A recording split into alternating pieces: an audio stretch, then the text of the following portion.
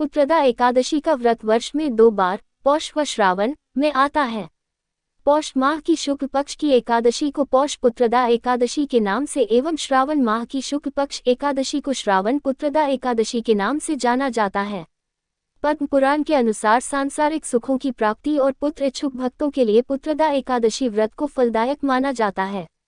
संतानहीन या पुत्रहीन जातकों के लिए इस व्रत को बेहद अहम माना जाता है। पुत्रदा एकादशी व्रत रखने वाले व्यक्ति को दशमी के दिन लहसुन, प्याज आदि नहीं खाना चाहिए। साथ ही दशमी के दिन किसी प्रकार का भोग विलास नहीं करना चाहिए। पुत्रदा एकादशी के दिन सुबह स्नान आदि से शुद्ध होकर उपवास करना चाहिए। भगवान विष्णु और विशेषकर विष्णु जी के बाल गोपाल रूप की पूजा करनी चाहिए। द्वादशी को भगवान विष्णु की अर्घ्य देकर पूजा संपन्न करनी चाहिए। द्वादशी के दिन ब्राह्मण को भोजन करवाने के बाद उनसे आशीर्वाद प्राप्त करके स्वयं भोजन करना चाहिए। प्राचीन समय में भद्रावती नगरी में सुकेतुमान नाम का एक राजा राज्य करता था। उसकी कोई संतान नहीं थी। उसकी पत्नी का नाम शैव्या था। उस पुत्रहीन राजा के मन में इस बात की बड़ी चिंता थी कि उसके बाद उसे और उसके पूर्वजों को कौन पिंडदान देगा। उसके पितर भी व्यथित हो पिंड लेते थे कि सुकेतुमान के बाद हमें कौन पिंड देगा। इधर राजा भी बंधु बांधव, राज्य, हाथी, घोड़ा आदि से संतुष्ट नहीं था। उसका एकमात्र कारण पुत्रहीन होना था। बिना पुत्र के पितरों और देवताओं से उऋण नहीं हो सकते।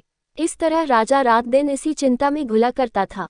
इस चिंता के कारण एक दिन वह इतना दुखी हो गया कि उसके मन में अपने शरीर को त्याग देने की इच्छा उत्पन्न हो गई, किंतु वह सोचने लगा कि आत्महत्या करना तो महापाप है, अतः उसने इस विचार को मन से निकाल दिया।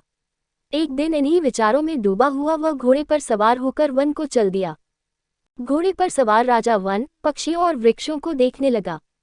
उसने वन में देखा कि मृग, बाघ, सिंह, बंदर आदि विचरण कर रहे हैं। हाथी शिशुओं और हथिनियों के बीच में विचर रहा है। उस वन में राजा ने देखा कि कहीं तो सियार कर्कश शब्द निकाल रहे हैं और कहीं मोर अपने परिवार के साथ नाच रहे हैं। वन के दृश्यों को देखकर राजा और ज्यादा दुखी हो गया कि उसके पुत्र क्यों नहीं है। इसी सोच विचार में दोपहर हो गई। वह सोचने लगा कि मैंने अनेक यज्ञ किए हैं और ब्राह्मणों को स्वादिष्ट भोजन कराया है, किंतु फिर भी मुझे ये दुख क्यों मिल रहा है। आखिर इसका कारण क्या है। अपनी व्यथा किससे कहूँ। कौन मेरी व्यथा का समाधान कर सकता है। अपने विचारों में खोए राजा को प्यास लगी। वह पानी की तलाश में आगे बढ़ा। कुछ दूर जाने पर उसे एक सरोवर मिला। उस सरोवर में कमल पुष्प खिले हुए थे। सारस, हंस, घड़ियाल आदि जल क्रीड़ा में मग्न थे। सरोवर के चारों तरफ ऋषियों के आश्रम बने हुए थे। अचानक राजा के दाहिने अंग फड़कने लगे।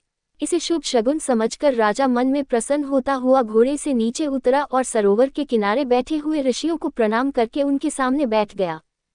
ऋषि बोले, हे राजन, हम तुमसे अति प्रसन्न हैं। तुम्हारी जो इच्छा है हमसे कहो। राजा ने प्रश्न किया, हे विप्रो, आप कौन हैं और किस लिए यहाँ रह रहे हैं। ऋषि बोले, राजन, आज पुत्र की इच्छा करने वाले को श्रेष्ठ पुत्र प्रदान करने वाली पुत्रदा एकादशी है। आज से 5 दिन बाद माघ स्नान है और हम सब इस सरोवर में स्नान करने आए हैं।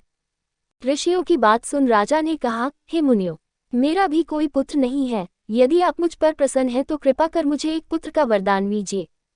ऋषि बोले, हे राजन, आज पुत्रदा एकादशी है, आप इसका उपवास करें। भगवान श्रीहरि की अनुकंपा से आपके घर अवश्य ही पुत्र होगा। राजा ने मुनि के वचनों के अनुसार उस दिन उपवास किया और द्वादशी को व्रत का पारण किया और ऋषियों को प्रणाम करके वापस अपनी नगरी आ गया। भगवान श्रीहरि की कृपा से कुछ दिनों बाद ही रानी ने गर्भ धारण किया और 9 माह के पश्चात उसके एक तेजस्वी पुत्र उत्पन्न हुआ। ये राजकुमार बड़ा होने पर अत्यंत वीर, धनवान, यशस्वी और प्रजापालक बना।